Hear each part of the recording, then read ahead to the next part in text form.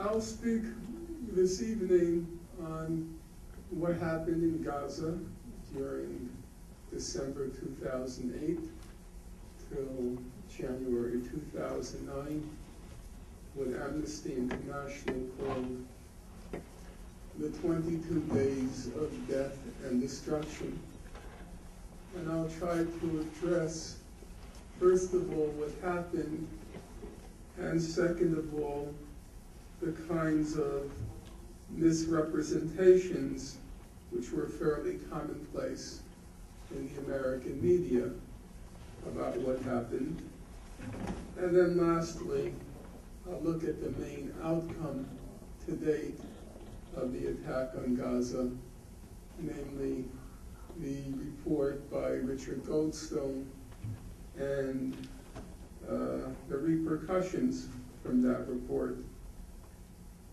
So let me begin, and I gather from having sat in the last row that there are many diverse opinions represented in this room, which is a healthy phenomenon, I think. And so I look forward to having a genuine exchange of views with everybody in the room when my remarks are complete. You never know quite where to begin when you have to deal with an isolated event like the attack on Gaza. The Goldstone report begins with the ceasefire in June 2008. I'll go back a little further. I'll start with January 2006. In January 2006, there were parliamentary elections in the occupied Palestinian territories, and Hamas, the Islamic movement, won the elections, elections which former President Jimmy Carter called completely honest and fair. He was among the international monitors in Gaza and the West Bank during the elections. He, like everybody else, said they were completely honest and fair. In reaction to the Hamas victory, to those completely honest and fair elections, Israel, backed by the United States and later the European Union, imposed economic sanctions on Hamas. In June 2007, Hamas foiled a coup attempt by the US, Israel, and some elements in the Palestinian Authority. After it foiled the coup attempt, it took full control of Gaza, and in reaction, Israel tightened its blockade of Gaza, a blockade that Amnesty International now called a flagrant violation of international law. The Goldstone report characterized this blockade as a possible crime against humanity. The former UN High Commissioner for Human Rights, Mary Robinson, she visited Gaza during this period when the blockade was tightened, that flagrant violation of international law. And Mary Robinson said, Gaza's whole civilization has been destroyed. I'm not exaggerating. In June 2008, Hamas and Israel entered into a ceasefire. And the ceasefire had obligations on both sides. On the side of Hamas, they were obligated to cease their rocket attacks on Israel. And on the side of Israel, it was obligated to gradually lift that brutal blockade of Gaza, that flagrant violation of international law, which was destroying a civilization. How did Hamas rise to its obligations? Well, we have a good source. The Israeli Ministry of Foreign Affairs posted a report in which it said, and now I'm quoting it, Hamas is careful to maintain the ceasefire. On the other hand, Israel refused to fulfill its obligation to gradually lift the blockade of Gaza.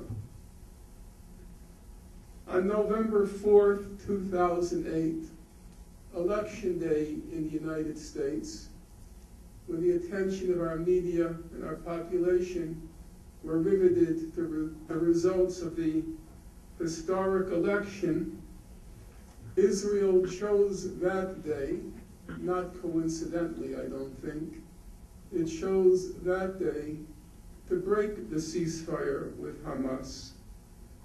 We have this on the word of Amnesty International, which in its annual report wrote, and now I'm quoting, "A ceasefire agreed in June between Israel and Palestinian armed groups in Gaza held for 4.5 months, but broke down after Israeli forces killed 6 Palestinian militants in airstrikes and other attacks on 4 November.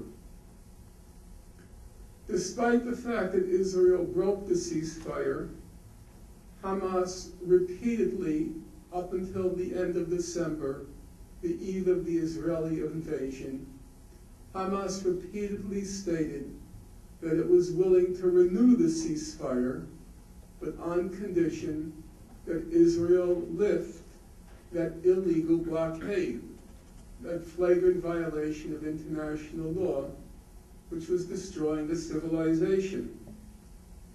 Sarah Roy, the Harvard political economist, a really wonderful human being. It happens her mother was a survivor of Auschwitz concentration camp, a very decent person, and also a very respected scholar. She's widely regarded as the world's leading authority on the economy of Gaza. Sarah Roy wrote in December 2008, referring to Gaza, "The breakdown of an entire society is happening in front of us, but there is little international response beyond UN warnings, which are ignored. In response to Hamas's pleas to renew the ceasefire in exchange for lifting that blockade, Israel demanded an unconditional and unilateral Hamas cessation of rocket fire. And now the Palestinians in Gaza were faced with a fateful choice. They faced the prospect of a suffocating Israeli blockade, even if they ceased firing rockets. In effect, they were forced to choose between starvation and fighting. And Hamas opted for resistance, albeit resistance which was largely symbolic.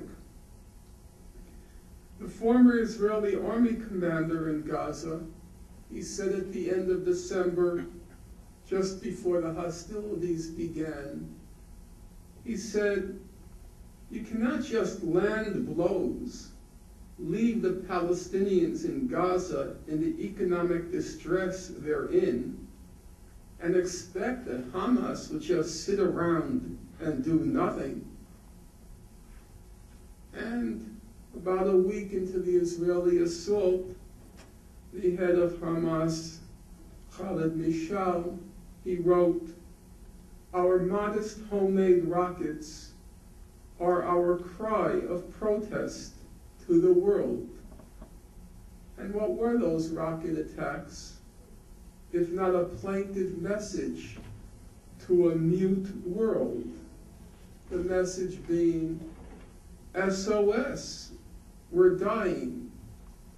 SOS, we're dying.